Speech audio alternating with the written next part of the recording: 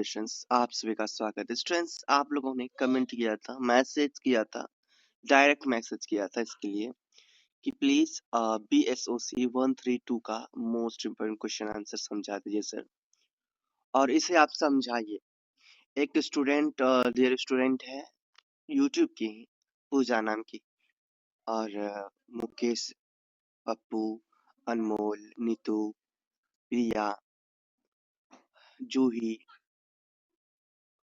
राजू, रमेश, ये सब स्टूडेंट ने मुझे डायरेक्ट मैसेज किया और इनका कहना था सर प्लीज आप इस कोड को समझा दें। तो मैंने सोचा जब आप लोग इतना रिक्वेस्ट कर रहे हैं तो इस कोड को मैं अच्छे तरीके से समझाऊंगा। सो स्टूडेंट्स, आप अगर चैनल में न्यू हो, आप कंटिन्यू बने रहना, चैनल को पूरा विजिट करना, पूरा वीडियो को देखना, समझना मैं कैसे समझाता हूँ, कैसे तरीका है समझाने का। अगर आपको अच्छा लगेगा तो आप चैनल में रुकना, चैनल को सब्सक्राइब करना, चैनल को शेयर करना, सपोर्ट करना।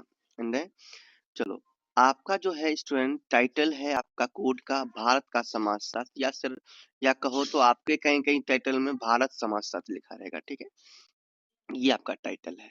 स्टूडेंट्स, मोस्ट इंपोर्टेंट क्वेश्चन और आंसर समझने से पहले, देखने से पहले मैं आपको एक प्रीवियस ईयर क्वेश्चन का दिखाता हूँ, दिसंबर 2024 का।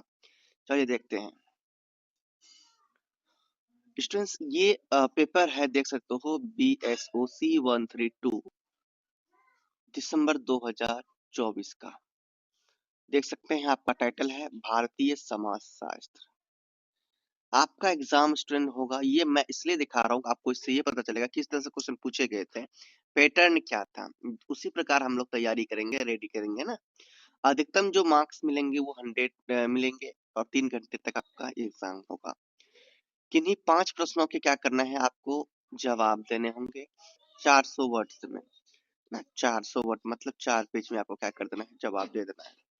एकदम अच्छे अच्छे सुंदर सुंदर है, राइटिंग में, हैंड राइटिंग में आप लोग का राइटिंग तो बहुत अच्छा होगा। तो पहला प्रश्न आपका पूछा गया था, देखिए, भारत में विविधता है ना, भारत में विविधता, विविधता मतलब अलग अलग है ना, अलग अलग विचार वाले, अलग अलग सोच, अलग अलग संस्कृति वाले लोग रहते हैं भारत में, ये विविधता, अलग अलग, विविधता मतलब अलग अलग के विविध मतलब अलग अलग रूपों, स्वरूपों का क्या करना है, वर्णन करने, उच्चारित वर्णन उचित उदाहरण देते हुए करना है। 20 मार्क्स के क्वेश्चन पूछा गया। तो ये क्वेश्चन पूछे गए थे, तो मैंने जितने भी मोस्ट इंपोर्टेंट क्वेश्चंस बनते हैं मैंने ले लिया है, आपको टेंशन लेने की जरूरत नहीं है। 20 नंबर का पूछा गया पहला क्वेश्चन। दूसरा क्वेश्चन आपको पूछा गया, देखिए, सूचना एवं संचार प्रौद्योगिकी ने भारत के सामाजिक स्वरूप को कैसे बदल डाला, इस पर क्या करना है, चर्चा करना है, 20 मार्क्स पे। देखिए, अगर आपके पास टाइम है तो आप दिसंबर 24 का ये पेपर कंप्लीट कर लेना, देन जो मैं मोस्ट इंपोर्टेंट क्वेश्चन आंसर करवा रहा हूँ वो तो करेंगे। तीसरा है आपका, भारत की राजनीतिक जनजातियों को वन्य भूमि संबंध कानूनों ने कैसे प्रभावित किया है, इसके बारे में आपको क्या करना है, वर्णन, 20 मार्क्स के पूछे जा रहे हैं, मतलब 4 पेज में आपको लिखना है। भारत की अगर बात करें, यहाँ पे जाति और वर्ग में क्या संबंध है, जाति क्या होता है, वर्ग क्या होता है, ये अभी आपको आना चाहिए, तभी आप संबंध बता पाएंगे। एंड उचित उदाहरण देते हुए आपको समझाना है, 20 मार्क्स के। नेक्स्ट क्वेश्चन आपका है, नगरीय भारत के सामाजिक वर्गों की प्रकृति पर क्या कीजिए, चर्चा कीजिए। ये 20 मार्क्स के क्वेश्चन पूछे गए हैं। क्वेश्चन नंबर 6 में पूछा गया, देखिए आपका, भारतीय विवाह पद्धतियों में जीवन साथी के चयन, भारत में जो शादी होते हैं, विवाह होते हैं, उनमें क्या होता है, जीवन साथी का जो चुनाव होता है, जीवन साथी का जो चुनाव किया जाता है, उनका क्या नियम होता है, इन नियम के बारे में आपको बताना है। तो ये अपने तरीके से आप लिख सकते हैं, बता सकते हैं। आपके घर में किसी ना किसी का शादी हुआ होगा, तो ये सब आपको अच्छे से पता होगा। क्वेश्चन नंबर 7 है, धर्म के संबंध में मैक्स वेबर और कार्ल मार्क्स क्या बताते हैं, इनके क्या विचार हैं, इनके विचारों की तुलना और अंतर को स्पष्ट करना है, 20 मार्क्स पे। क्वेश्चन नंबर 8 आपका है, दहेज के विरुद्ध महिला आंदोलनों की आलोचनात्मक जांच कीजिए, इसमें भी आपको 20 मार्क्स मिल रहा था। टोटल आपने 8 क्वेश्चन देखा, 8 क्वेश्चन में से आपको केवल 5 क्वेश्चन जो भी आपको आता हो वो बना लेंगे। तो ये आपने प्रीवियस क्वेश्चन देखा। अब हम लोग देखते हैं most important question answer. So question है आपका स्टूडेंट्स, अगर आप दिसंबर में एग्जाम दे रहे हैं 25 या फिर जून 26 में देंगे, ये दोनों के लिए इम्पोर्टेंट है, ये नहीं समझना कि सिर्फ दिसंबर वाले के लिए है ना। क्वेश्चन नंबर फर्स्ट आपका देखिए है, भारत में एकता की जो प्रकृति है इसका क्या करना है, आपको वर्णन करना है, यही क्वेश्चन है। एकता मतलब कि एकजुट रहते हैं, है ना, एकजुट रहना। तो लोग एकजुट रहते हैं, चाहे कुछ भी समस्या हो जाते हैं इस देश में, लोग एक साथ रहना चाहते हैं, एकता में विश्वास करते हैं, एकता में उन्हें बल मिलता है। तो क्वेश्चन आपका यही है कि भारत में एकता की प्रकृति क्या है, क्या इसकी प्रकृति में वर्णन करना है। तो समझिए, भारत में एकता की प्रकृति अद्वितीय है, क्योंकि यह विविधता में एकता की अवधारणा पर टिकी हुई है। मतलब अलग अलग कास्ट के, अलग अलग धर्म के, अलग अलग समाज में लोग रहते हैं, फिर भी यहाँ इंडिया में सब एकता का है ना एक प्रतीक देते हैं, एकता पे नहीं, सब एक मिलजुल के रहते हैं, सब में प्रेम होती है, प्रेम भावना होता है, विचार होता है। तो यही विविधता में एकता का प्रतीक है, समझ लो, विविधता में एकता पर टिका हुआ है हमारा देश। इसका मतलब आगे समझिए कि इसका मतलब है कि कई प्रकार की भिन्नताएं, देश में कई प्रकार की भिन्नताएं, मतलब कि अलग अलग गुण, अलग अलग विचार, अलग अलग धर्म होने के बावजूद भी भारतीय समाज एक मजबूत राष्ट्रीय पहचान और जुड़ाव क्या करते हैं, महसूस करता है। ठीक है, इस एकता की प्रकृति की अगर बात करें, अलग अलग मैं आपको बताता हूँ पहलू।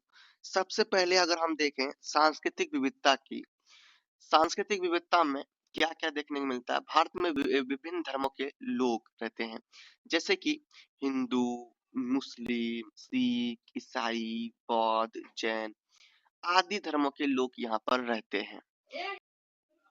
और भाषाओं, सैकड़ों भाषाएं इसमें आते हैं और बोलियां, कोई गांव में लोग भोजपुरी, मैथिली, है ना, बंगाली, इस तरह के लोग बोलते हैं, तो बोली भी एक दूसरे से शेयर होता है। और त्योहारों और जीवन शैलियों का एक समृद्ध मिश्रण है। यह विविधता ही भारत की क्या है, पहचान है, जहाँ लोग एक दूसरे की परंपराओं का क्या करते हैं, सम्मान करते हैं। हिंदू मुस्लिम धर्मों के परंपराओं को, और मुस्लिम हिंदू धर्मों के परंपराओं को, सिख ईसाई, ये सब मिलकर हिंदू मुस्लिम सिख ईसाई सब मिलकर एक दूसरे का क्या करते हैं, सम्मान करते हैं, एक दूसरे के धर्म का सम्मान करते हैं। ये क्या है, एकता की पहचान है। दूसरा आता है भौगोलिक एकता। भौगोलिक एकता में क्या होता है, एक जगह से दूसरे जगह, मतलब हिमालय से लेकर दक्षिणी प्रायद्वीपीय और पश्चिमी पठार रेगिस्तान से लेकर पूर्वी तटों तक, मतलब देश का विशाल और विविध भूगोल लोगों को एक भौगोलिक रूप में बांधता है। मतलब कि भौगोलिक एकता ये हो गया कि जो भूमि के तौर पर एक ही जगह में, मतलब मान लो कि जो पहाड़ी इलाका में रहते हैं, तो पहाड़ी इलाका में या फिर पूर्वी पूर्वी इलाका में अगर कुछ जो लोग रहते हैं ना, तो क्या होते हैं ना, वो लोग एक अलग सी संस्कृति बना रहते हैं। दूर दूर तक सेम ही तरह के घर देखने को मिलेंगे, सेम ही तरह के लोग देखने को मिलेंगे। तो ये लोग एक दूसरे के साथ मिलजुल के रहते हैं, वहां बहुत सारे लोग मिलने जाते हैं। तो ये भौगोलिक एकता में भी क्या होता है, मान कर चलो कि कोई बिहार से, तो एक बिहार में बिहारी लोग हो जाएंगे, कोई यूपी से तो यूपी वाले हो जाते हैं, मतलब भौगोलिक तरीके से भी लोग एक साथ मिल के रहते हैं। ठीक है, ये नहीं कि वो बिहार का है, वो पंजाब का है, वो यहाँ का, वो वहाँ का है, तो ये अलग अलग जगह हो गए, अलग अलग जगह के लोग हो गए, तो उनको एक साथ, उनके साथ बोलना नहीं है, उनके साथ बैठना नहीं है, ऐसी कोई बात नहीं है ना। तो यही क्या है, जो राष्ट्रीय एकता की भावना को ये क्या करता है, मजबूत करता है। संवैधानिक ढांचा भी क्या करते हैं, एकता का बात करता है। तो भारत का संविधान है ना, भारत में जो संविधान बनाए गए, संविधान एक नियम है। ठीक है, भारत में जो नियम बनाए गए वो एकता का सबसे बड़ा संरक्षक होता है। भारत में जो संविधान बनाया गया, वह किसका सबसे बड़ा संरक्षण होता है, एकता का। यह सभी नागरिकों को क्या कहते हैं, सम्मान, नागरिकों को समान अधिकार देते हैं। संविधान क्या कहता है, संविधान क्या देता है, संविधान हमें अधिकार, सभी लोगों को, भारत में जितने भी लोग हैं सभी नागरिकों को समान अधिकार देता है, समान स्वतंत्रता देता है, समान अवसर प्रदान करता है, चाहे वो उनकी पृष्ठभूमि कुछ भी हो, चाहे वो गरीब हो, अमीर हो, चाहे वो किसी भी जात के हो, सबको समान अधिकार, समान स्वतंत्रता दिया गया है। किसके दौर पे, संवैधानिक ढांचा के अनुसार, संविधान के अनुसार, है ना। तो संविधान के अनुसार ये है। और धर्मनिरपेक्षता का सिद्धांत इस एकता को बनाए रखने में क्या करता है, महत्वपूर्ण भूमिका निभाता है। अब स्टूडेंट आता है ऐतिहासिक विरासत। स्वतंत्रता संग्राम के दौरान विभिन्न समुदायों ने एकजुट होकर ब्रिटिश शासन के खिलाफ लड़ाई लड़ी, जिससे जिससे एक साझा इतिहास और राष्ट्रीय गौरव की भावना पैदा हुई। जब राष्ट्रीय को इसका शासन चल रहा है, ब्रिटिश शासन चल रहा था, है ना, जब अंग्रेजों के गुलाम हम लोग हो गए थे, तो उस समय सभी धर्मों के लोग, भारत में जितने भी धर्म के लोग थे, जितने भी प्रकार के लोग थे ना, हिंदू, मुस्लिम, सिख, ईसाई, सब मिलकर एक साथ लड़ाई लड़ा और भारत में जीत हासिल किया, भारत को स्वतंत्र बनाया, है ना, ठीक है, उनके गुलामी से स्वतंत्र किया। तो ये भी एकता की भाई, एक मजबूत एकता की ओर आकर्षित करता है, एकता की पहचान है भारत के। पारस्परिक निर्भरता, आर्थिक तौर पे लोग निर्भर होते हैं, सामाजिक और राजनीतिक स्तर पर भी सभी राज्यों और समुदायों के बीच एक अंतर्निर्भरता है ना।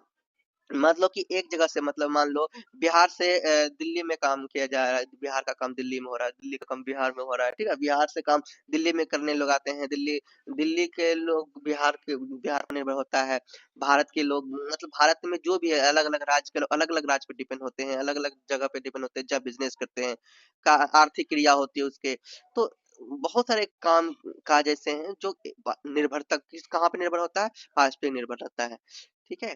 वो एक जगह से दूसरी जगह, एक देश से एक देश में अलग-अलग जगह लोग काम करते हैं, एक साथ मिलकर काम करते हैं, तो ये उसमें आ जाता है। जो देश को क्या कहते हैं, एकीकृत प्रणाली के रूप में कार्य करने के लिए प्रेरित करता है, एक साथ। फर्स्ट नंबर क्वेश्चन यहाँ पर क्या होता है, क्लियर होता है स्टूडेंट्स, आई होप समझ में आया होगा। क्वेश्चन नंबर आपका 2 है, औद्योगिकरण और नगरीकरण भारत को कैसे बदल रहे हैं। औद्योगिकरण मतलब समझ लो फैक्ट्रीज जो बन रहे हैं, कारखाने, इंडस्ट्रीज बनाए जा रहे हैं, और ये नगर जो बन रहे हैं, ये नगर मतलब शहर बन रहे हैं, शहर, और ये फैक्ट्रीज, तो भारत को कैसे बदल रहे हैं, इसका उदाहरण देते हुए आपको बताना, चर्चा करना है। तो आपको पता है ना, भारत में औद्योगिकरण और नगरीकरण देश की आर्थिक, सामाजिक और भौगोलिक संरचना को गहराई से बदल रहे हैं, जिससे नए अवसर और चुनौतियां दोनों पैदा हो रहा है। देखो, औद्योगिकरण बनने से रोजगार पैदा हो रहे हैं, आय में वृद्धि हो रहा है, लोग कमा रहे हैं, है ना, लोगों को क्या मिल रहा है, रोजगार मिल रहा है, और कुछ चुनौतियां भी देखने को मिल रहा है, तो धीरे धीरे हम लोग इसमें पढ़ते हैं।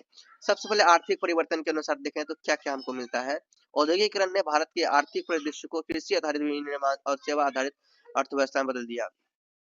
अब औद्योगिकरण जब से आया है भाई, फैक्ट्रियां, इंडस्ट्रीज जब से बन रहे हैं, लोग अब कृषि कार्य ज्यादातर नहीं, मतलब कृषि कार्य को छोड़ रहे हैं, और वो अर्थ उसका जो कार्य है वो औद्योगिकरण में लोग बिजनेस बिजनेस करने की कोशिश करते हैं, ठीक है। तो ये औद्योगिकरण में बदल रहे हैं।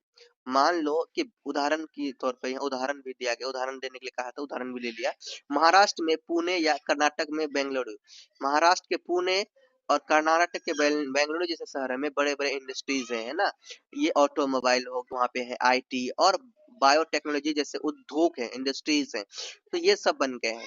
ये क्या किए हैं स्टूडेंट्स, इनको बनने से रोजगार के लाखों अवसर प्रदान हुए, लाखों नए अवसर पैदा किए गए, जिससे लोगों की आय में क्या हुई, वृद्धि, है ना, जिससे लोगों को आर्थिक विकास हुआ, लोग कमाए, रोजगार हुआ, जीवन स्तर भी बेहतर हुआ।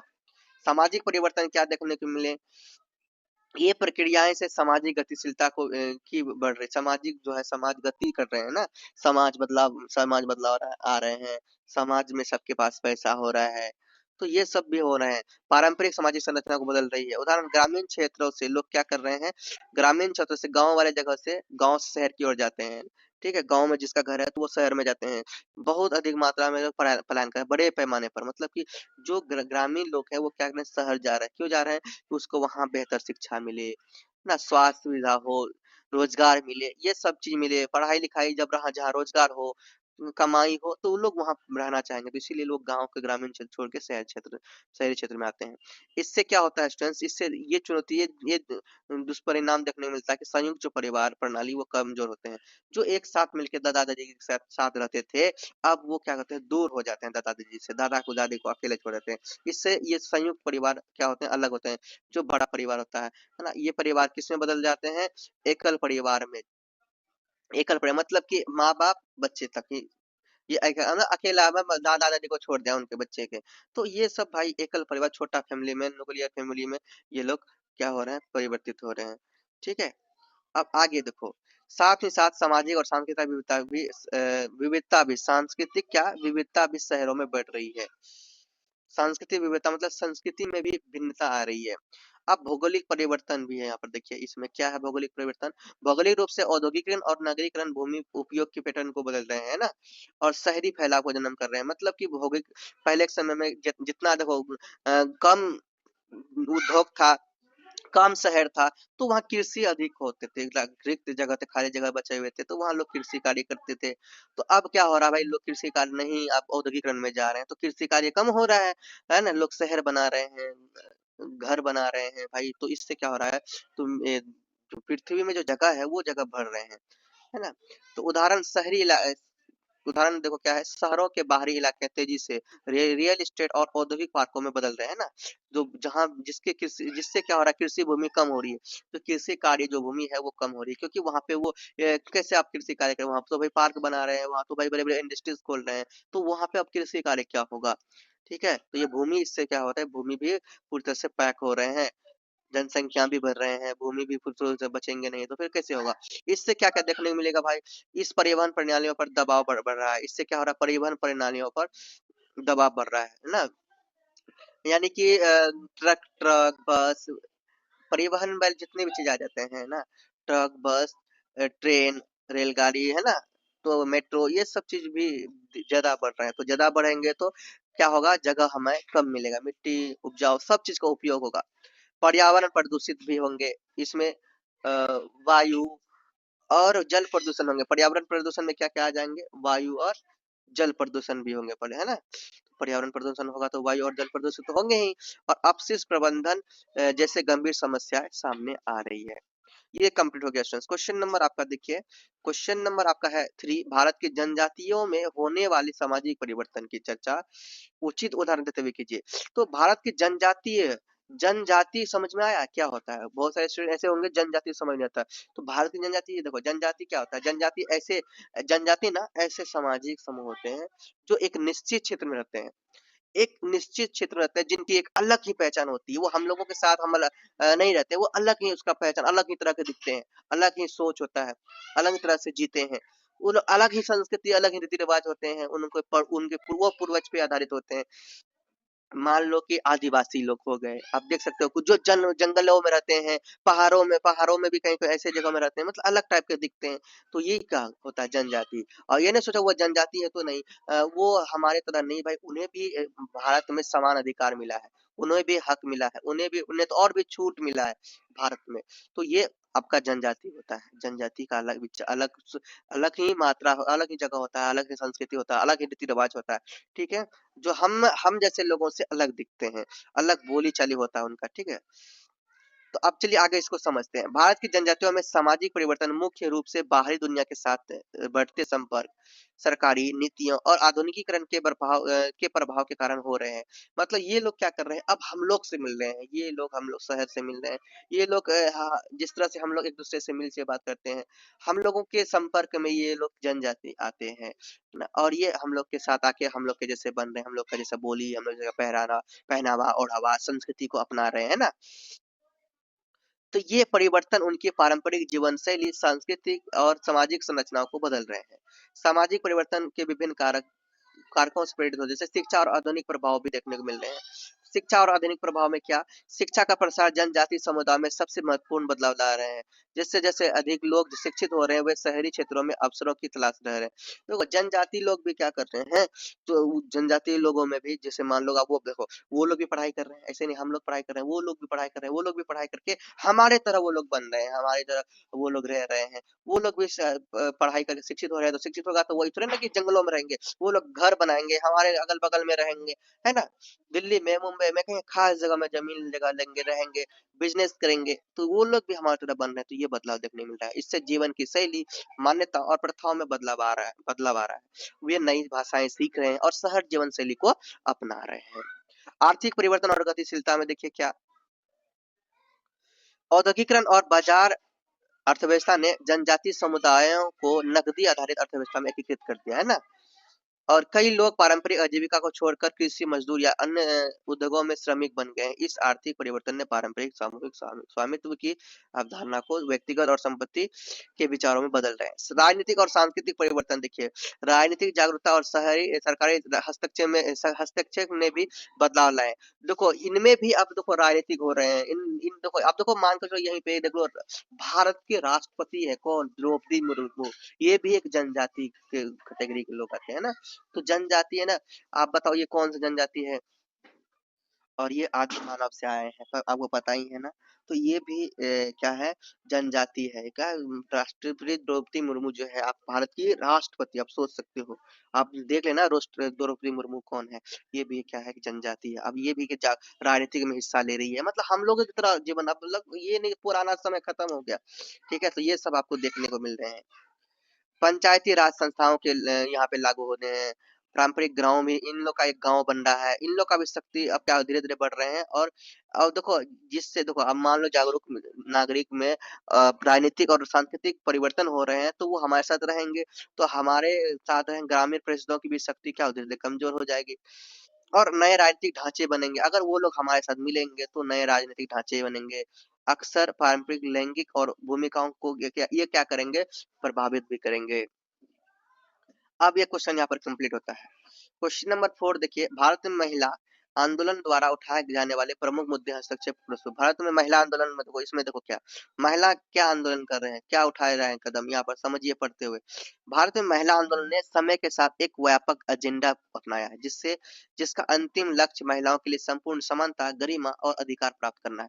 महिलाओं का यही है, महिलाओं के आंदोलन को क्या कारण है, क्यों हमारे महिला आंदोलन करते हैं? वो ये चाहते हैं जिस तरह से पुरुषों को आजादी मिलती है, स्वतंत्रता मिलती है, जिस तरह से पुरुषों को हर सम्मान, हर चीज मिलते हैं, उसी तरह से स्त्री को समान अधिकार, समान स्वतंत्रता मिलनी चाहिए। इसीलिए ये लोग क्या करते हैं, महिलाओं का आंदोलन होता है, ठीक है।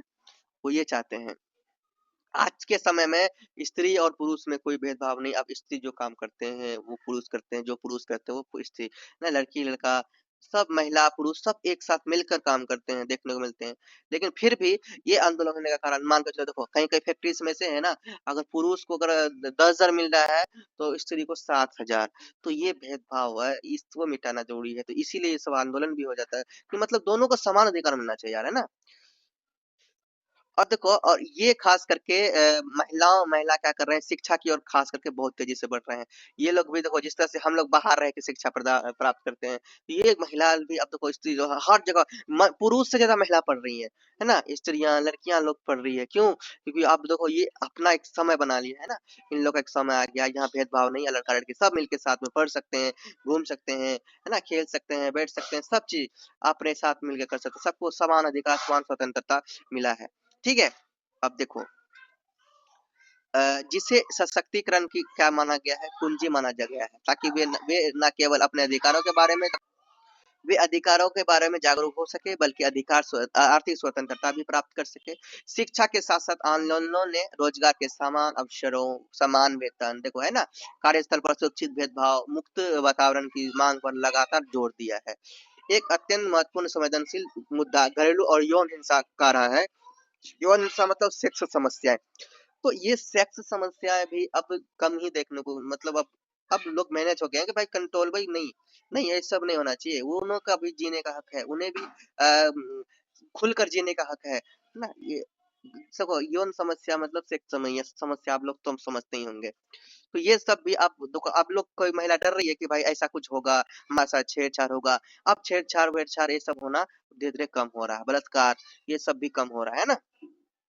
तो महिला आंदोलन ने दहेज प्रताड़ना, घरेलू मारपीट, बलात्कार और यौन उत्पीड़न जैसी बुराइयों के खिलाफ आवाज उठाई है ना। यानी इन सब चीजों पर उन्होंने क्या किया, आवाज उठाया और इन पर विजय भी प्राप्त किया। अभी भी देखने को मिलते हैं, अभी भी मिलते हैं, ऐसी बात नहीं है। लेकिन जब से हमारा ये नया राजनीति हमारे सरकार नए बने हैं, तब से ये सब चीज बहुत ही कम देखने को मिल रहे हैं, है ना। आप लोगों को पता ही होगा मैं किस सरकार की बात करता हूँ। जब से ये बीजेपी सरकार आए हैं, तब से ये सब बहुत ही कम देखने को मिल रहे हैं। सभी लड़की लड़का सब खुलकर जी रहे हैं, इन्हें इस बात का टेंशन नहीं है ना? इन्हें यौन संबंधी सेक्स समस्या का भी टेंशन नहीं है, कहीं ऐसा हो या फिर बलात्कार या फिर मारपीट, ये सब चीजों का टेंशन अब देखो नहीं मिलते हैं ज्यादातर। क्यों नहीं मिलते हैं? क्योंकि भाई अब लोग समझदार हो चुके हैं। ठीक है, अब देखो रात 12 बजे रात में, 1 बजे रात, 2 बजे रात में भी अब जहां तहां कहीं भी कोई जा सकते हैं, आ सकते हैं। अब देखते हो रात में 9 बजे, 10 बजे, 11 बजे, 12 बजे तक मार्केटिंग चलता है, लड़की लड़का है ना, सब एक साथ मिलकर मार्केटिंग करते हैं, तो इन कहाँ डर है? तो ये भी क्या है, एक महिला सशक्तिकरण को मजबूती प्रदान करता है, बल देता है ना। उसके बाद देखो इन अपराधों को रोकने के लिए कठोर कानून और उनके प्रभावी कार्यान्वयन के लिए संघर्ष किया है। स्वास्थ्य के मुद्दे भी केंद्र में रहे हैं, और जिसमें बेहतर मात्र स्वास्थ्य सुविधाएं और महिलाओं को अपने शरीर तथा प्रजनन अधिकारों पर नियंत्रण देने की भी मांग किया गया है। सामाजिक स्तर पर भी इन आंदोलनों ने सदियों पुरानी पितृसत्तात्मक मान्यताओं, है ना, पहले के समय में पितृसत्तात्मक मान्यता जिसमें से बाल विवाह करवाए जाते थे, सती प्रथा और महिलाओं के प्रति रूढ़िवादी सोच को चुनौती दी जाती थी। राजनीतिक क्षेत्र में पंचायती राज संस्थानों से लेकर संसद तक निर्णय लेने वाली प्रक्रियाओं में महिलाओं की राजनीतिक भागीदारी और प्रतिनिधित्व बढ़ाने की मांग प्रमुखता से उठाई गई है। कानूनी मोर्चे पर महिला आंदोलनों ने क्या किया है? संपत्ति और विरासत कानूनों में लैंगिक समानता की लड़ाई लड़ी है। अगला नंबर क्वेश्चन है, क्वेश्चन नंबर देखिए 4 समझ में आ गया, क्वेश्चन नंबर आपका 5 है। सामाजिक आंदोलन, क्या सामाजिक आंदोलन की संकल्पना को परिभाषित कीजिए और भारत में जनजातीय आंदोलनों की प्रकृति की चर्चा कीजिए। तो जनजातीय तो आपको समझ में आ ही गया क्या है। चलिए इसको पढ़ते हैं और समझने की कोशिश कीजिए। सामाजिक आंदोलन की संकल्पना को एक ऐसे संगठित और निरंतर सामूहिक प्रयास के रूप में परिभाषित किया जा सकता है जो समाज में किसी विशेष परिवर्तन को लाने या किसी मौजूदा व्यवस्था का विरोध करने के उद्देश्य से किया जाता है। ये आंदोलन आमतौर पर समाज के वंचित वर्गों द्वारा अपने अधिकारों के लिए, अन्याय के खिलाफ या व्यवस्था को चुनौती देने के लिए शुरू किए जाते हैं। भारत में जनजातीय आंदोलनों की प्रकृति मुख्य रूप से जल, जंगल और जमीन पर नियंत्रण बनाए रखने के लिए संघर्ष पर केंद्रित रही है। ये आंदोलन केवल आर्थिक नहीं, ये सांस्कृतिक पहचान और स्वायत्तता की रक्षा के लिए लड़े गए हैं। चाहे वो ब्रिटिश काल में बाहरी लोगों जैसे कि द्विकु के शोषण के खिलाफ विद्रोह हो या फिर आधुनिक समय में बांधों और खनन परियोजनाओं के कारण विस्थापन का विरोध। इन आंदोलनों की मुख्य विशेषता अपनी पारंपरिक जीवन शैली और संस्थाओं की संसाधनों की रक्षा करना है। कई आंदोलनों ने क्षेत्रीय स्वायत्तता या अलग राज्य जैसे झारखंड की भी मांग की। वैसे बिहार से तो झारखंड अलग हो चुके हैं, आप लोगों को पता ही होगा कब हुआ है, और अगर आप लोग चाहेंगे तो बताना तो मैं बता ही दूंगा ना। तो ये 2000 को अपना बिहार से अलग हुआ झारखंड, आपको ये पता होना चाहिए, याद रखा 2000 ईस्वी को। भारत में क्वेश्चन नंबर 6 है, भारत में दलित आंदोलनों की उत्पत्ति का वर्णन कीजिए। अब दलित, भारत में दलित आंदोलनों की उत्पत्ति सदियों से चली आ रही है। भारत में दलित आंदोलनों की उत्पत्ति सदियों से चली आ रही जाति व्यवस्था और इसके कारण हुए अन्याय, शोषण और भेदभाव की प्रतिक्रिया के रूप में हुई है। इन आंदोलनों का मूल उद्देश्य सामाजिक पदानुक्रम में सबसे नीचे माने जाने वाले समुदाय जैसे दलितों को गरिमा, समानता और अधिकार दिलाना रहा है। भारत में दलित आंदोलनों की उत्पत्ति सदियों से चली आ रही, जैसे कि जाति व्यवस्था और इसके कारण हुए अन्याय, शोषण और भेदभाव की क्या है प्रतिक्रिया के रूप में इसे हुई है। तो इसके वजह से ये आंदोलन, दलित आंदोलन देखने को मिलते हैं। जैसे कि जाति व्यवस्था, कहते हैं वो शूद्र है ना, ये डोम है, चमार है, तो ये जाति व्यवस्था में भी, जातीय व्यवस्था के कारण भी क्या दलित आंदोलन देखने को मिलते हैं। इन आंदोलनों का मूल उद्देश्य सामाजिक पदानुक्रम में सबसे नीचे माने जाने वाले दलितों को गरिमा, समानता और अधिकार दिलाना रहा है। तो मतलब ये आंदोलन इसलिए करते हैं ताकि उन्हें भी अच्छा सही हक मिले, उन्हें भी ये नहीं बताओ, ये नहीं कि भाई वो डोम है, वो चमार है, ये दुसात है, उन्हें हम लोग के साथ नहीं रहने के लिए मिला जाए, उन लोग को हमारी तरह अधिकार ना मिले, ऐसा नहीं कुछ भी। ठीक है, इसलिए वो क्या करते हैं, आंदोलन करते हैं। क्योंकि जब संविधान कह रहे हैं सबको समान अधिकार मिला है, तो समान अधिकार जब नहीं मिलेगा, संविधान के खिलाफ जब जब भारत में कोई भी जाता है, चाहे कोई भी नेता हो, उसके खिलाफ क्या होता है, आंदोलन होता है। ठीक है, तो उत्पत्ति के जो कि प्रमुख कारक निम्नलिखित है इस आंदोलन के। ऐतिहासिक असमानता देखो, क्या है? भारतीय समाज की पारंपरिक संरचना ने दलित समुदाय को शिक्षा और संपत्ति के अधिकार वे वंचित कर उस ये संपत्ति के अधिकार से वंचित कर दिया, उन्हें अछूत माना और कठोर सामाजिक बहिष्कार का सामना करना पड़ा। यह उत्पीड़न ही आंदोलन का प्राथमिक कारण बन गया। मतलब कि जब उसे अछूत घोषित किया गया कि अछूत, ऐसे छू नहीं सकते, इससे बात नहीं कर सकते, इससे बोल नहीं सकते, इस समय भी उन्होंने खुद को आंदोलन, मतलब इस समय भी वो आंदोलन आपका हुआ। ठीक है, इस समय ऐसा समय में कि क्या हुआ, आंदोलन देखने को मिला। दूसरी बात, धार्मिक सुधार आंदोलन। धार्मिक सुधार आंदोलन, स्टूडेंट, धार्मिक सुधार आंदोलन की बात करें तो 19वीं और 20वीं सदी के धार्मिक और सामाजिक सुधार आंदोलनों जैसे कि आर्य समाज ने जाति व्यवस्था की आलोचना की, जिसने दलितों को अपनी स्थिति पर सवाल उठाने के लिए प्रेरित किया। तो 19वीं से 20वीं शताब्दी में भी ये बहुत ज्यादा देखने को मिल रहा था धार्मिक सुधार आंदोलन के बारे में। तो ये दलितों पर खास करके दलित लोग बहुत ही ज़्यादा इस पर आंदोलन कर रहे थे, क्योंकि उन्हें सही से रहने के लिए नहीं दिया जाता था, है ना? उन्हें किसी से मिलने नहीं दिया जाता था, उन्हें किसी को छूने नहीं दिया जाता था। तो उस समय ये सब देखने को ज़्यादा मिलते थे। तीसरा पॉइंट आपका है औपनिवेशिक प्रभाव और शिक्षा।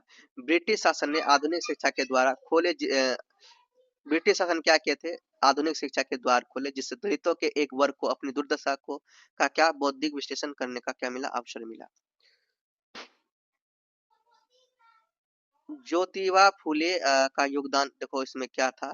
19वीं सदी के प्रमुख समाज सुधारक ज्योतिराव फूले और उनकी क्या थी, पत्नी सावित्रीबाई थी, है ना? इन्होंने किसके दलित आंदोलन के खिलाफ लड़ाई लड़ा, है ना? दलित आंदोलन के साथ मिला रहा। महाराष्ट्र में दलितों और महिलाओं के लिए शिक्षा की वकालत और शिक्षा की क्या की वकालत की और सत्य शोधक समाज की स्थापना की, जिसे ब्राह्मणवादी प्रभुत्व को चुनौती दी और आंदोलन की नींव रखी। आप आपका दर्शन डॉक्टर भीमराव अंबेडकर ने भी दलितों के लिए बहुत बड़ा इसका कदम है, दलितों के लिए खास डॉक्टर भीमराव अम्बेडकर का ना खास बहुत ही बड़ा योगदान है दलितों को एक सही पहचान दिलाने का। ठीक है, उन्होंने अपने दुनिया में सही तरह से जीना सिखा। आज एक साथ डोम चमार जितने भी जो भी धर्म के लोग हैं सब एक साथ रहते हैं, एक साथ बात करते हैं, एक साथ जाते हैं, एक साथ खाते हैं। ये डॉक्टर भीमराव अंबेडकर का इसमें बहुत ही बड़ा योगदान है। सो इसे आपको वैल्यू देना चाहिए। डॉक्टर अंबेडकर दलित आंदोलन के सबसे प्रभावशाली क्या थे, नेता थे। उन्होंने दलितों को शिक्षित होने, संगठित होने और अपने अधिकारों के लिए लड़ने का आह्वान किया।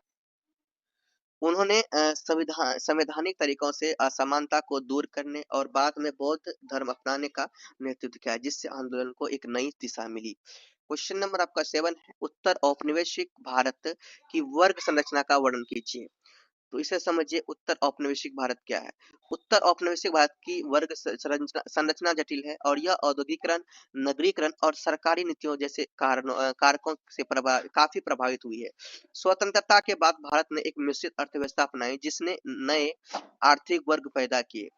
एक और औद्योगिकरण और सेवाओं के विस्तार से एक नया मध्यम वर्ग उभरा, जो शिक्षा पे नौकरियां और उद्यमशीलता पर आधारित है। यह वर्ग संख्या और प्रभाव दोनों में लगातार बढ़ रहा है। दूसरी ओर उच्च वर्ग में बड़े उद्योगपति, और जमींदार में जैसे कि जमींदारी उन्मूलन के बावजूद बड़े भूस्वामी, मतलब जो बड़े-बड़े जमींदार हैं, उनका प्रभाव बना रहा है। और धनी जो व्यापारी शामिल हैं इसमें, जो देश की अधिकांश संपत्ति और आर्थिक शक्ति को नियंत्रित करते हैं। इसके विपरीत समाज का एक बड़ा हिस्सा निम्न वर्ग में आता है, जिसे अधिकांश भूमिहीन कृषि मजदूर, असंगठित क्षेत्र, श्रमिक और क्या है, गरीब शामिल है। ग्रामीण और गरीब, जो ग्रामीण गांव के जो गरीब है वो क्या है, इसमें शामिल है। इन वर्गों की विशेषता आय की असमानता, गरीबी और संसाधनों तक सीमित पहुंच है। महत्वपूर्ण बात यह है कि पारंपरिक जाति व्यवस्था ने भी वर्ग संरचना को क्या किया, प्रभावित किया। कई दलित और आदिवासी समुदाय आज भी आर्थिक रूप से निम्न वर्ग में शामिल हैं। हालांकि आरक्षण और सरकारी योजनाओं ने मध्यम वर्ग में कुछ गतिशीलता पैदा की। संक्षेप में उत्तर औपनिवेशिक भारत की वर्ग संरचना एक पिरामिड जैसी है, जिसमें एक छोटा समृद्ध उच्च वर्ग, एक बढ़ता हुआ मध्यम वर्ग और आर्थिक रूप से कमजोर निम्न वर्ग का एक बड़ा आधार है। इन वर्गों की पहचान अक्सर जाति से भी जुड़ी होती है। तो ये आपका हो गया complete question number 7। Question number students अब देखते हैं 8। स्टूडेंट्स सबसे पहले मैं आपको बताता हूँ धर्मनिरपेक्षता क्या है। देखो धर्मनिरपेक्षता जो धर्म की रक्षा के बारे में बात करें तो ये एक विचार है धर्मनिरपेक्षता। जो विचार क्या करते हैं, जो अलग अलग जो धर्म के जो लोग हैं उनके भेदभाव को होने से उनसे उनको रोकते हैं, चाहे वो किसी भी धर्म के लोग हैं।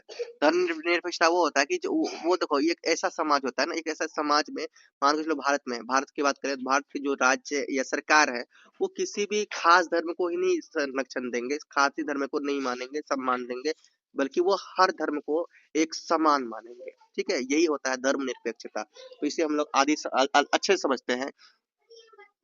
भारत में धर्मनिरपेक्षता का अर्थ है किसी देश का अपना कोई आधिकारिक धर्म नहीं। अच्छा, इसमें यह क्या कह रहा है कि कोई भी देश जो है उसका सिर्फ अपना खास करके खास का धर्म नहीं होगा वो। धर्मनिरपेक्षता में क्या नहीं आएगा, खास धर्म नहीं आएगा। ठीक है, और वो सरकार सभी धर्मों के प्रति तटस्थ रहेगी। वो सरकार जो होंगे वो किसी भी धर्म में, मानो भारत की बात करें तो भारत का जो सरकार है वो किसी खास धर्म को नहीं मानेंगे, सभी धर्मों को मानेंगे। यह भारतीय संविधान का एक मूल सिद्धांत है। ये क्या है, भारतीय संविधान का एक मूल सिद्धांत जो सर्वधर्म क्या कह रहा है, सर्वधर्म समभाव की भावना को दर्शाता है। मतलब कि धर्मनिरपेक्षता क्या कहता है कि सभी धर्म को समान अधिकार, समान सम्मान मिलना चाहिए, समान भाव से देखा जाना चाहिए, समान हक मिलना चाहिए ना। तो धर्मनिरपेक्षता क्या कहता है, समान हक की, समान अधिकार की बात करता है, समान स्वतंत्रता की बात करता है। इसका इसका मुख्य उद्देश्य धार्मिक आधार पर किसी भी नागरिक के साथ भेदभाव को रोकना और सभी को समान अधिकार व अवसर प्रदान करना है। इसके तहत प्रत्येक व्यक्ति को अपनी पसंद के धर्म को मानने, जैसे मान के चलो कि अगर वो हिंदू धर्म के लोग हैं, हिंदू धर्म के लोग हैं तो हिंदू धर्म में ईश्वर को मानने, तो इस या फिर मुस्लिम धर्म के लिए हो तो मुस्लिम को अगर वो अल्लाह को मान रहे हैं, किसी भी धर्म के लोग किसी भी धर्म को मान रहे हैं तो उनको मानने के लिए उसको स्वतंत्रता होनी चाहिए। ठीक है, तो उसका पालन करने और प्रचार करने की पूर्ण स्वतंत्रता उन्हें मिले। ठीक है, हालांकि भारत में धर्मनिरपेक्षता की आलोचनाएं भी होती है। एक प्रमुख आलोचना यह है कि राजनीतिक दल अक्सर तुष्टीकरण की नीति अपनाते हैं, जिससे धर्म का राजनीतिकरण होता है। वास्तविक धर्मनिरपेक्षता कमजोर पड़ती है इससे, है ना। कुछ आलोचनात्मक आलोचकों का तर्क है कि सरकार धर्मनिरपेक्षता के नाम पर धार्मिक मामलों में अनुचित हस्तक्षेप करती है। इसके अलावा समाज में आज सांप्रदायिक तनाव और धार्मिक भेदभाव की घटनाएं देखी जाती है, जो सिद्धांत के प्रभावी कार्यान्वयन में कमी दर्शाती है। सामाजिक संहिता का अभाव भी आलोचना का एक प्रमुख बिंदु है, जहां अलग-अलग समुदाय के लिए अलग व्यक्ति कानून समानता के सिद्धांत पर सवाल उठाते हैं। और संक्षेप में कहा जाए तो धर्मनिरपेक्षता भारत में एक आदर्श है जिसका कार्यान्वयन चुनौतियों से भरा हुआ है। नेक्स्ट क्वेश्चन है स्टूडेंट्स, भारत में विविधता की प्रकृति की व्याख्या कीजिए। भारत में विविधता है ना की प्रकृति की व्याख्या कीजिए। स्टूडेंट्स ये क्वेश्चन मैंने विविधता वाला क्वेश्चन मैंने आपको पहले भी समझाया था फर्स्ट नंबर में, जिसमें मैंने आपको बताया था कि विविधता मतलब क्या होता है, अलग अलग। और इसमें हम लोग समझेंगे कि भारत में जो विविधता है, अलग अलग तरह के जो लोग पाए जाते हैं, अलग अलग धर्म के जो लोग पाए जाते हैं, इनकी प्रकृति की क्या प्रकृति है, वही है। सेम क्वेश्चन थोड़ा सा घुमा के इसमें पूछा गया अलग टाइप से। तो देखिए, भारत में विविधता की प्रकृति अत्यंत व्यापक और बहुआयामी है, जो इसे विश्व के अन्य देशों से अद्वितीय बनाती है। यह जो विविधता है, यह विविधता केवल एक पहलू तक सीमित नहीं है, बल्कि भाषा, धर्म, संस्कृति, भूगोल और जातीयता जैसे कई स्तरों पर फैली हुई है। भारत में सैकड़ों भाषाएं और हजारों बोलियां बोली जाती है। और ये देखो, ये हमने पहले भी इसका चर्चा कर लिया था। फिर भी आप लोग देखिए, यह हिंदू, मुस्लिम, सिख, ईसाई, बौद्ध और जैन धर्म जैसे प्रमुख धर्मों का घर है ना भारत, जहाँ प्रत्येक की अपनी विशिष्ट परंपराएं और त्योहार है। भौगोलिक रूप से भी देश में भारी अंतर है, जैसे हिमालयी पर्वत श्रृंखलाएं, विशाल रेगिस्तान, उपजाऊ मैदान और लंबी लंबी तटरेखाएं। ये क्या है, इसमें भौगोलिक अंतर देखने को मिलते हैं। जो सबसे महत्वपूर्ण बात यह है कि भारतीय संदर्भ में विविधता का मतलब है विविधता का जो मतलब है अलगाव नहीं, बल्कि विविधता में एकता। तो यहाँ विविधता का मतलब भारत में क्या है, एकता। विविधता में एकता देखा जाता है ना। तो यहाँ विविधता तो है, अलग अलग धर्म के अलग अलग कास्ट के लोग रहते हैं, लेकिन यहाँ पे एकता है। तो यह एक ऐसा ताना बाना है जहाँ विभिन्न समुदाय के लोग सदियों से एक दूसरे के साथ अस्तित्व में रह रहे हैं और उन्होंने एक दूसरे की संस्कृति को प्रभावित किया है। भारतीय संविधान इस एकता का संरक्षक है। भारतीय संविधान क्या इस एकता का संरक्षक है, जो सभी नागरिकों को समान अधिकार देता है और धर्मनिरपेक्षता को बढ़ावा देता है, जिससे यह सुनिश्चित होता है कि विभिन्न पहचानों के बावजूद एक मजबूत राष्ट्रीय पहचान बनी रहे। यह विविधता ही भारत की वास्तविक और शक्ति भारत की वास्तविक शक्ति और सुंदरता है, जो विभिन्न पृष्ठभूमियों के लागू को एक राष्ट्र के रूप में जोड़ती है। तो ये क्वेश्चन नंबर 9 आपको कंप्लीट समझ में आ गया। अब क्वेश्चन नंबर आपका 10 है, उदारीकरण, निजीकरण और वैश्वीकरण से भारत में क्या बदलाव आता है। उदारीकरण समझते हो, जो गरीबी के बारे में बात करता है, जो समाजवादी के बारे में बात करता है। निजीकरण जो प्राइवेटाइजेशन जो है, और वैश्वीकरण क्या है, वैश्वीकरण जो ग्लोबलाइजेशन है। तो वैश्वीकरण यही है ना, जो पूरे विश्व को एक साथ कनेक्ट कर जोड़ के रखता है ना, जो मतलब कि एक जगह से दूसरी जगह, एक देश से दूसरी जगह, एक देश से दूसरे देश में काम होना, एक देश की दूसरे देश में संस्कृति को अपनाना, कल्चर को अपनाना। तो ये सब क्या है, वर्ल्ड का है ना, ग्लोबलाइजेशन है। तो ये क्या है, तीनों को अगर मिला के देखा जाए तो क्या क्या बदलाव है, ये आपको बताना है। तो सबसे पहले देखिए, भारत में उदारीकरण, निजीकरण और वैश्वीकरण, ये जो मॉडल 1991 के आर्थिक सुधारों के बाद देश को गहराई से बदल दिया। ये जो है ना, ये मॉडल ने क्या किया था, देश को आर्थिक गहराई से, आर्थिक सुधारों के बाद, मतलब देश जो 1991 के बाद जब देश सुधार, मतलब 1991 तक भी देश में गरीबी ही था, ऐसी बात नहीं। 1991 के बाद जो उदारीकरण का विचार आया, निजीकरण का विचार आया, वैश्वीकरण, उदारीकरण, निजीकरण और वैश्वीकरण एक विचार है। जिन्हें जिन्हें कोई खास व्यक्ति ने क्या किया, इन्होंने विचार दिया, अपना विचार व्यक्त किया। और इनके जो विचार हैं, देखिए, आर्थिक और औद्योगिक परिवर्तन क्या, एलपीजी, मतलब एलपीजी में कौन कौन आ गया, उदारीकरण, यानी निजीकरण और वैश्वीकरण, तीनों आ जाएगा। तो एलपीजी नीतियों ने, इनकी नीतियों ने भारतीय अर्थव्यवस्था को लाइसेंस राज से क्या कर दिया, मुक्त कर दिया। उदारीकरण ने उद्योगों के लिए, उदारीकरण क्या क्या देखो आप, उदारीकरण ने क्या किया, उद्योगों के लिए प्रतिबंध हटाए, जिससे निजी कंपनियां को स्थापित करना और विस्तार करना आसान हो गया। उदार उदार अब देखो, उदारीकरण ने क्या क्या, उद्योगों के लिए प्रतिबंध हटा दिया, कि उद्योग जो कोई बैठाएंगे उसके लिए कोई प्रतिबंध ना मिले उसे, निजी निजी कंपनियों को स्थापित करना और विस्तार करना इसे आसान हो गया। अगला है निजीकरण। निजीकरण ने कई सरकारी उद्यमों को निजी क्षेत्र के रूप में खोला। मतलब मान को लोग प्राइवेट स्कूल खुले, प्राइवेट गाड़ियां, ठीक है, प्राइवेट स्कूल, प्राइवेट गाड़ियां, बहुत सारी चीजें जो प्राइवेट खोले गए, प्राइवेट हॉस्पिटल। तो ये क्या है भाई, आप निजीकरण को ही तो बढ़ावा देता है।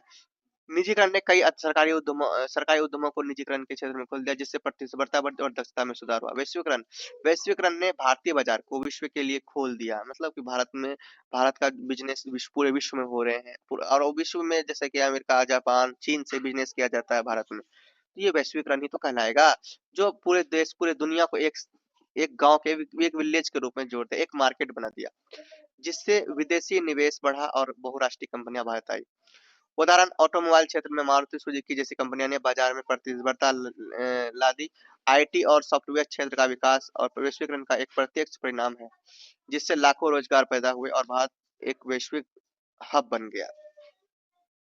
सामाजिक और सांस्कृतिक परिवर्तन, इसमें देखिए, एलपीजी के अनुसार आर्थिक बदलावों का सामाजिक और सांस्कृतिक प्रभाव भी इसमें पड़ा। नए आर्थिक अवसरों ने माध्यम वर्ग का विस्तार किया और लोगों की आय में, इसमें क्या, एलपीजी की वजह से आय में भी लोगों की वृद्धि भी हुई।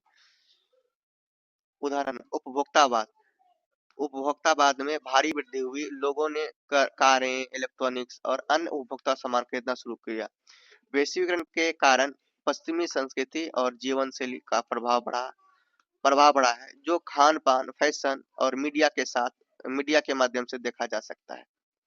चुनौतियां और असमानताएं, हालांकि इन बदलावों ने चुनौतियां भी पैदा की है। आर्थिक असमानता भी बढ़ी है, क्योंकि सुधारों का लाभ मुख्य रूप से शहरी क्षेत्रों और कुछ विशेष क्षेत्रों तक सीमित रहा।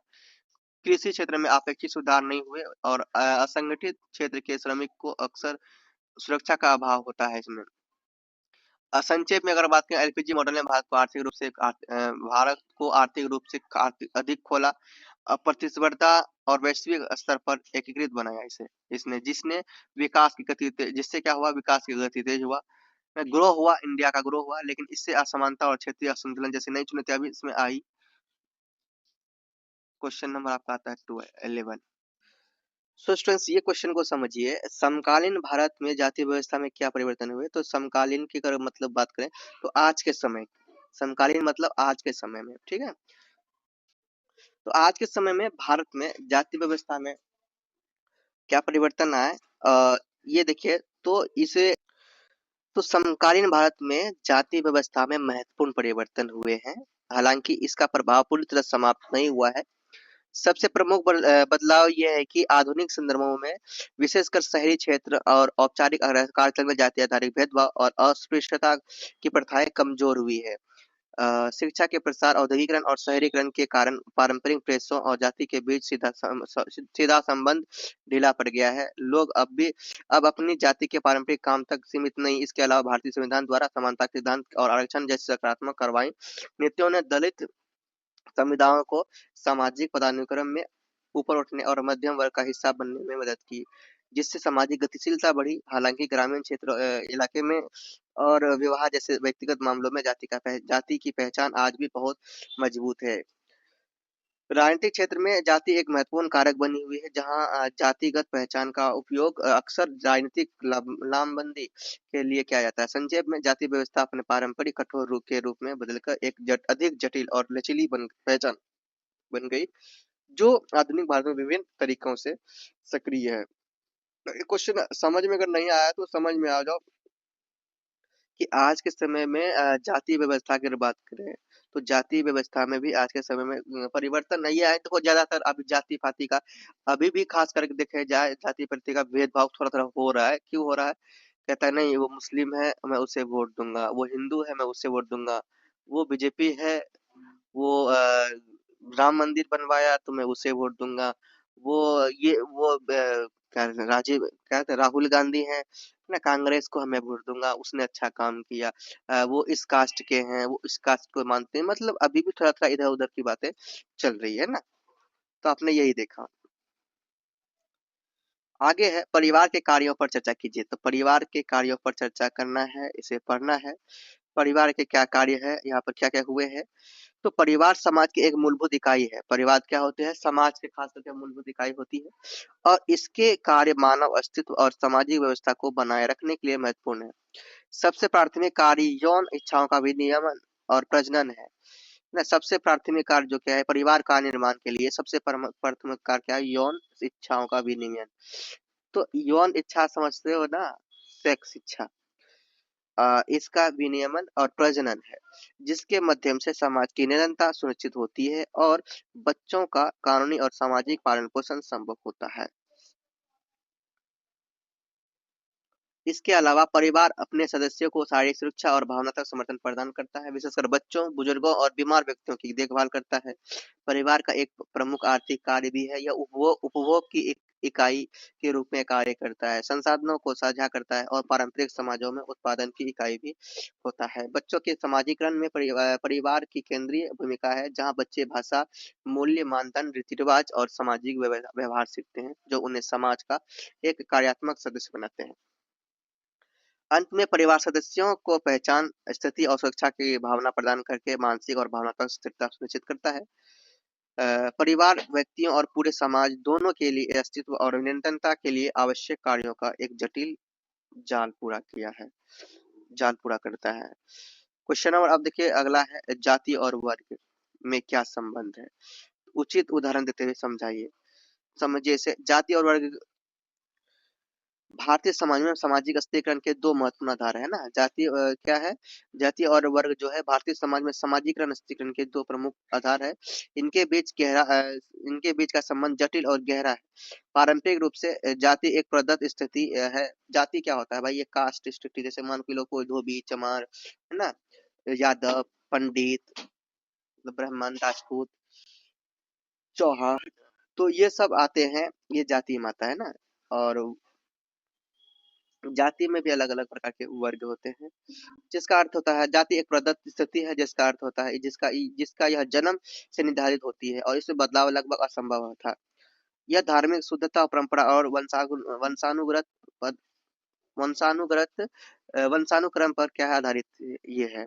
इसके विपरीत वर्ग एक आर्जित स्थिति है जो मुख्य रूप से कारकों जैसे आय, संपत्ति, शिक्षा और व्यवसाय पर आधारित होता है।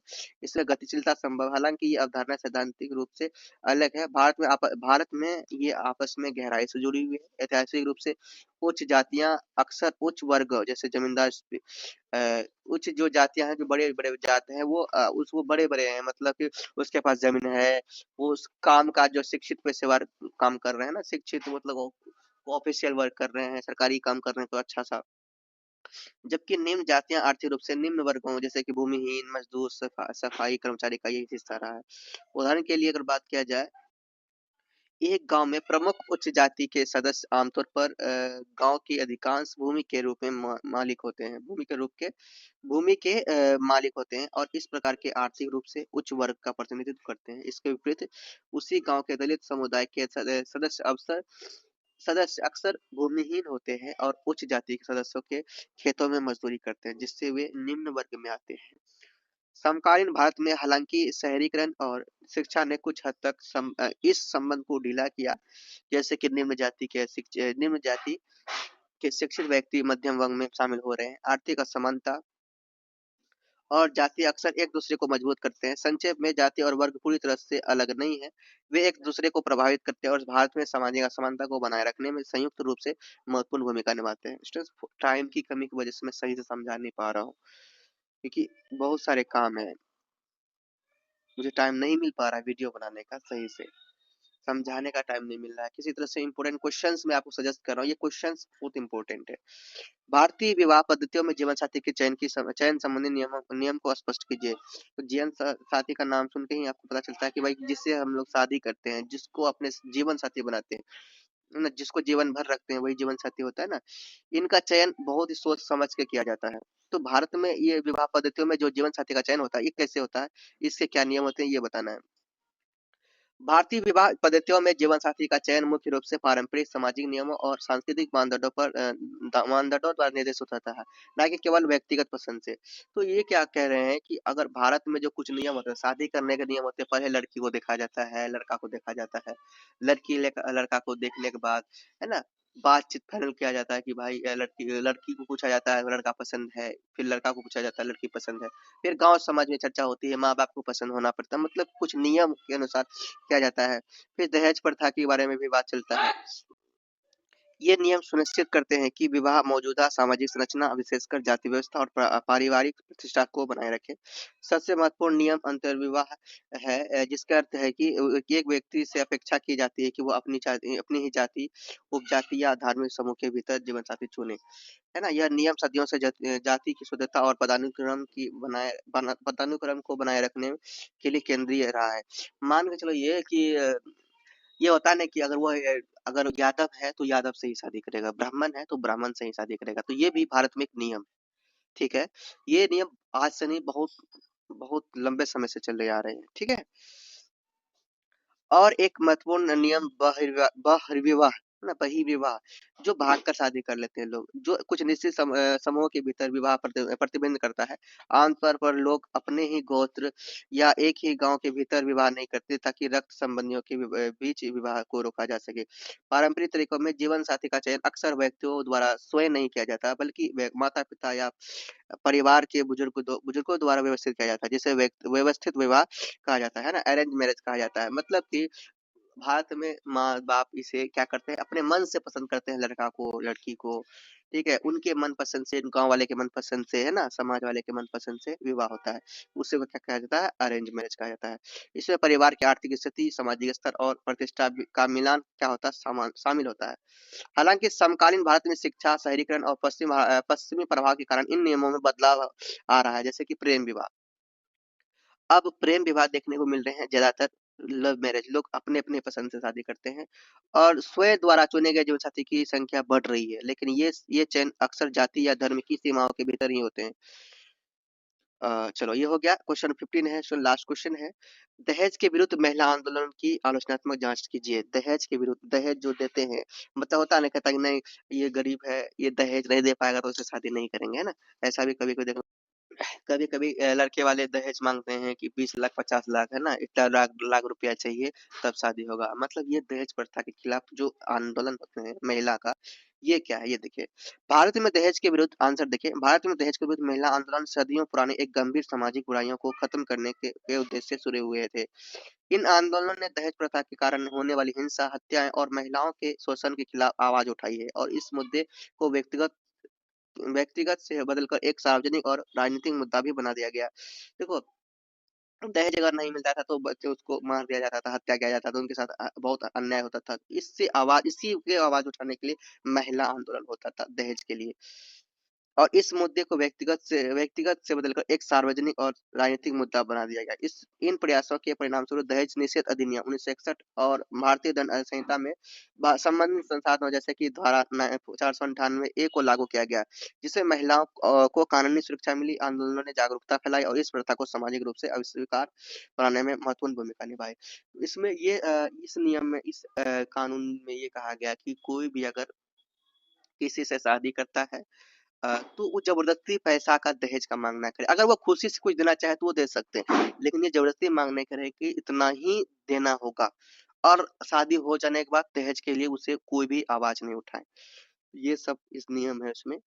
हालांकि इन आंदोलनों को आलोचनात्मक जांच से पता चलता है कि वे पूरी तरह से सफल नहीं हो रहे हैं। सही बात है, अभी सफल नहीं हो रहे हैं। अभी ये इसका समस्या अभी भी बहुत देखने को मिलता है। पता चलता है कि वे पूरी तरह सफल नहीं हो रहे हैं। सबसे बड़ी आलोचना यह है कि कानूनी ढांचे के बावजूद दहेज प्रथा आज भी भारतीय समाज में गहराई से जमी हुई है। अक्सर दहेज को उपहार के रूप में छिपा कर लिया दिया जाता है, जिससे कानून का उल्लंघन जारी रहता है। आलोचना आलोचकों का तर्क है कि आंदोलन इस प्रथा के मूल कारण, यानी महिलाओं की आर्थिक निर्भरता और प्रतिष्ठात्मक मानसिकता को पूरी तरह से संबोधित करने में विफल रहे हैं। इसके अलावा दहेज विरोधी कानूनों का कभी-कभी दुरुपयोग होने की शिकायतें सभी के सामने आई है, जिससे आंदोलन की प्रभावशीलता पर सवाल उठता है। तो स्टूडेंट्स, इस तरह से मैंने आपको कंप्लीट जो भी मोस्ट इंपोर्टेंट क्वेश्चंस है वो क्वेश्चंस आपने देख लिया, मोस्ट इंपोर्टेंट क्वेश्चंस करवा दिया। और देखिए, टाइम होता तो मैं और भी अच्छे से एक्सप्लेन करता, तो टाइम की कमी है। आप लोग मैनेज कीजिएगा। मुझे टाइम मिलेगा तो देखिए, आपका एग्जाम शायद मैं 20 तारीख को है, तो टाइम मिलेगा तो मैं बीच में एक बार अच्छा से रिवीजन कराऊंगा, इसे और भी अच्छे से रिवीजन कराऊंगा। तो आप लोग चैनल को सब्सक्राइब कर लीजिए, पीडीएफ जाके टेलीग्राम से डाउनलोड कीजिए, और इसमें पासवर्ड लगा होगा, जो पासवर्ड आपको इंस्टा में मिलेंगे। सो इंस्टा में प्रेम से आपको पासवर्ड मांगना है, मिल जाएंगे। और कोई भी डाउट हो, आप इंस्टा में मुझसे पूछ सकते हैं डायरेक्ट। चलिए मिलते हैं नेक्स्ट, बाय। बोलिए प्रेम से रहो, प्रेम से पढ़ो, प्रेम से बोलो।